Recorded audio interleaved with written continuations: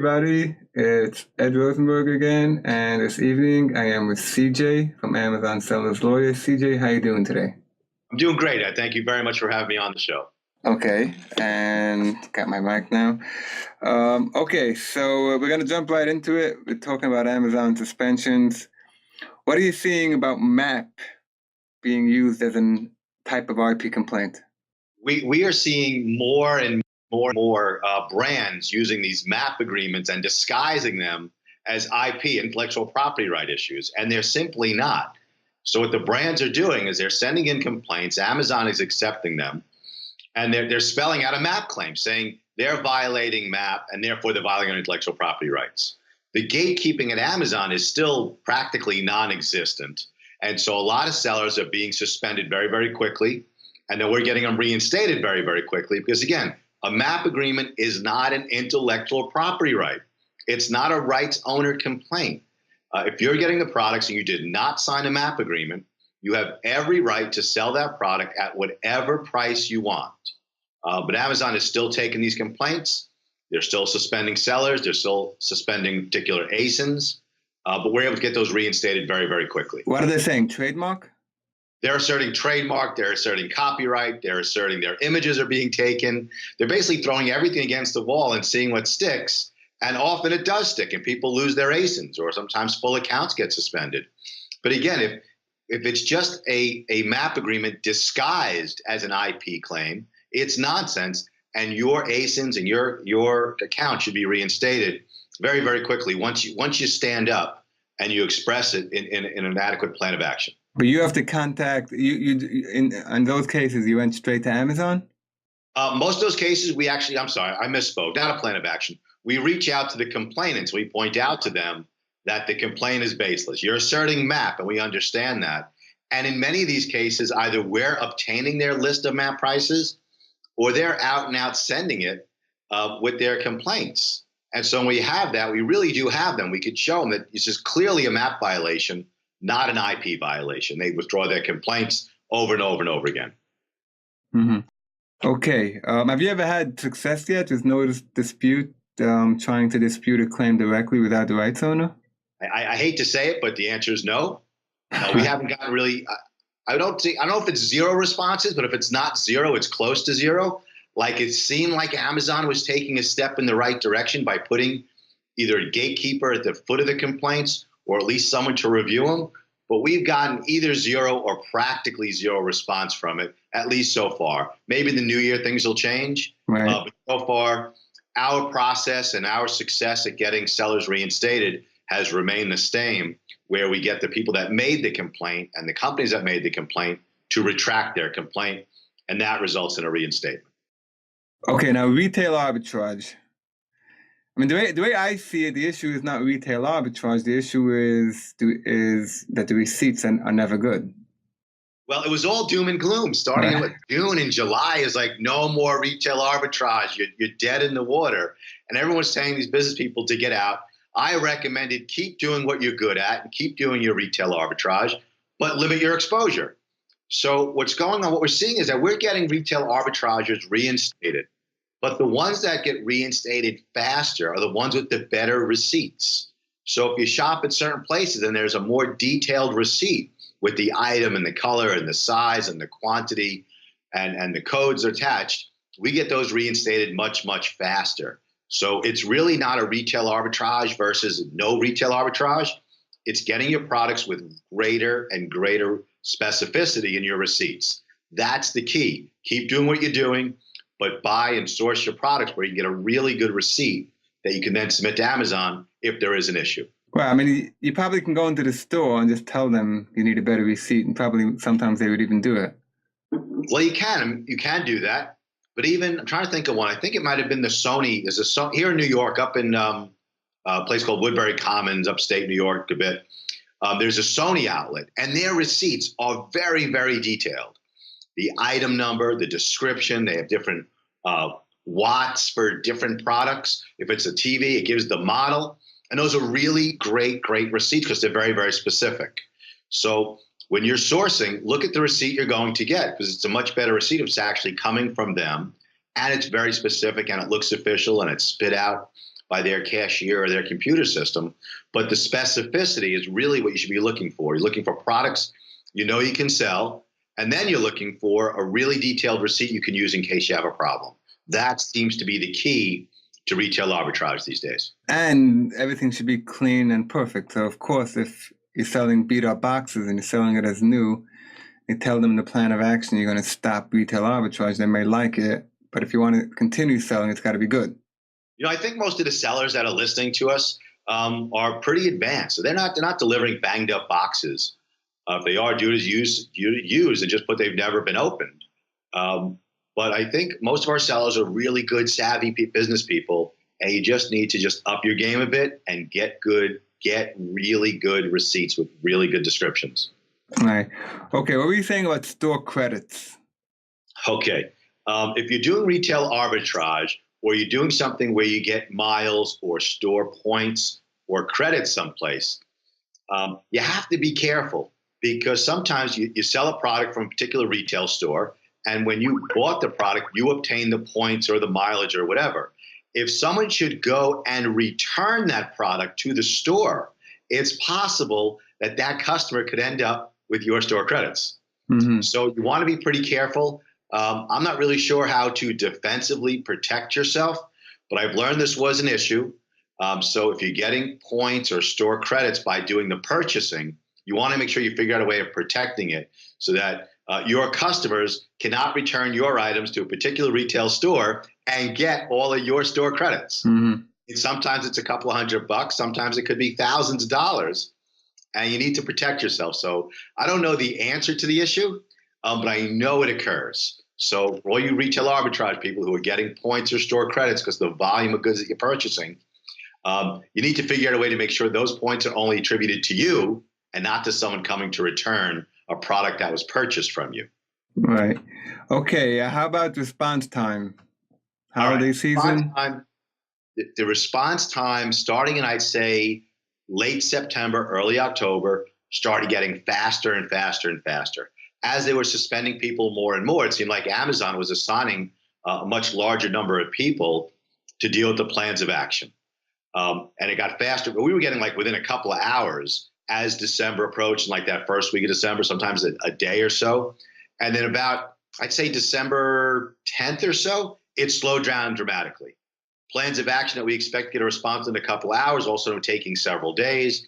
And unfortunately, a lot of sellers, lost, pre-holiday time, which is really devastating. But now it feels like they're speeding up again.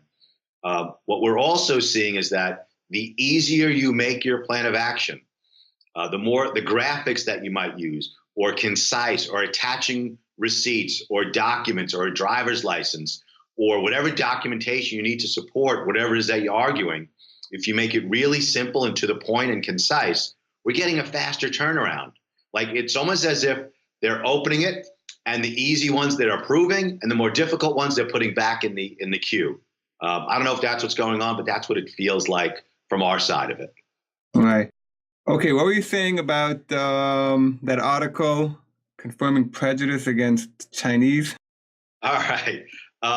We have clients both in New York, in Australia, in Israel, in all over Europe. We also have clients in China.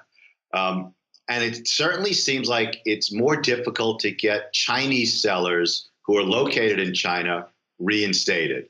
And wow. I would not accuse Amazon of any ill will towards any group of people. But I think there was an article in Bloomberg or Bloomberg.com that talked about this. So it just seems a little bit more difficult to get sellers from different parts of the world reinstated. If you're from the U.S., it's easier. It just seems a little more difficult to get sellers from around the world reinstated. The Chinese and Brooklyn, they don't they don't mean the Chinese and Brooklyn. Okay. More specifically, Williamsburg and Borough Park. A little bit. That must be it. Okay, what were you saying about opportunities for Amazon sellers in China? Okay. The Chinese, everyone's always talking about the Chinese in a negative connotation selling products here in the States, when the vast majority of people in your private label, you're sourcing them in China anyway. And what we've been exploring is the opportunities for sellers here in the U.S. to sell their products in China. China has the largest growing middle class in the planet. It's got the largest number of college graduates each year in the entire planet. They have a growing middle class. They have a whole new class of entrepreneurs. And for U.S. sellers to sell there, you also have a hunger in China for certain U.S. brands.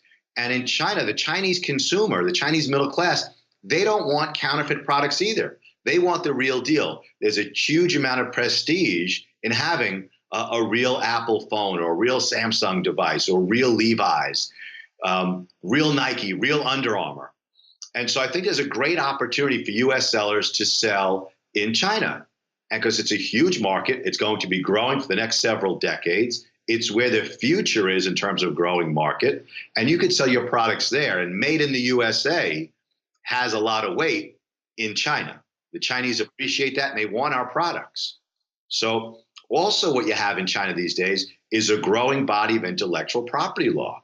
There's a whole battle going on in Asia for where's going to be the IP center of Asia. And you have China mainland battling for it, and China, Hong Kong, and you have Singapore, and all these different Asian countries want to be the main place for intellectual property rights to be registered and to be enforced. So what they're doing in China is they've developed an entire body of law. They only started in 2012, and they're getting very, very strict in the cities where it's most prevalent. Shenzhen, Beijing, Shanghai, Guangzhou, where the courts there are really they're providing good law, and they're providing really good venues or courthouses that if someone is infringing, you could take your rights there. Mm-hmm. So I think it's a huge opportunity for U.S. sellers to start getting into that market, as opposed to complaining about them coming into our market. Okay, take it as an opportunity. You can sell more to more people, and they want American products. Americans don't really seem to care all that much about made in America. In China, the Chinese people want American products. Right, but they don't want something made in China and just put on a private label and box and send that they don't need. Well, it doesn't seem like they would, but if it's an American label, it has a certain prestige in China. Really? Interesting. So I'm not an expert in sourcing. You are, and the listeners are. But I do know from spending some time there that U.S. products have a certain prestige. I mean, when I was in Shenzhen, there were a ton of Buicks. All of Buicks were I'd say probably the top 3 or 4 cars on the road were Buick. Okay, stuff with U.S. labels, New York, the Yankees, Levi's, American brands that are there have a certain level of prestige. When I was buying a phone in the electronics market in Shenzhen, I was buying an Apple iPhone 7 Plus, which may or may not have been the real deal. I don't know. I know it worked for my 9-year-old stepson, and he's really happy with it. But for $135, it works flawlessly, so it may or may not be legitimate. But the guy who sold me the phone offered me 2 of them for my iPhone 5. Mm-hmm. Right? And it kind of struck me like a lightning bolt, saying these people want American products. They want to know they're actually getting it from the States. So that is an opportunity for sellers here to get into the market there. Also, there's an incredible distrust of Alibaba, not just here, but also within China. There's been articles written all over the internet how Alibaba has all these problems because the Chinese who are buying from them locally are afraid they're getting counterfeit items. So this could be a tremendous market. It's a tremendous market for Amazon, which is why they're going in there. It was a tremendous market for eBay. They went in there, and I think they weren't all that successful. But this could be a tremendous market for American sellers right here to start selling in China. Right, it's everybody wins. So like they're gonna have thousands or hundreds of thousands of sellers selling on Amazon, but they're gonna be making money, so they're gonna be looking to spend. So I guess everybody. That's the world economy. Yeah, it's the whole world economy, and there doesn't seem to be any fear of buying American products there, right? Unlike when you're an American, you're buying products from China, you may be a little fearful that you're getting something that may not live up to your expectations. I didn't get any sense of that from the Chinese. If they're buying from an American company, they're happy. It's a prestigious product. They're excited to get it, and this could be a tremendous opportunity for us.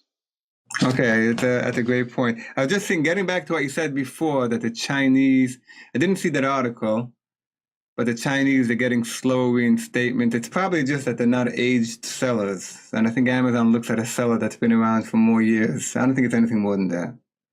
I hope you're right. Yeah, I mean, I can't imagine I hope Amazon. you're right. We're working hard for our Chinese clients, and I hope you're right. But we'll see. We'll see. And what's the Chinese seller's attitude towards American sellers? No ill will at all. No, right? They want to compete. I mean, the people in China, these are first generation entrepreneurs. You know, their parents were not only assigned where they lived, they were assigned what they were going to do for a living.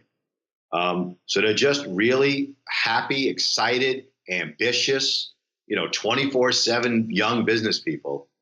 And the vast majority of them are also trying to do the right thing. They don't want to sell counterfeit or have the other issues either. They just want to get into the world commerce and participate. I think it goes both ways, that they've been selling to us, and also hopefully with the help of our new president-elect, it can also start selling more to them. Yeah. And everyone benefits. Right. Yeah, that makes a lot of sense. And that was fantastic. CJ, thank you so much.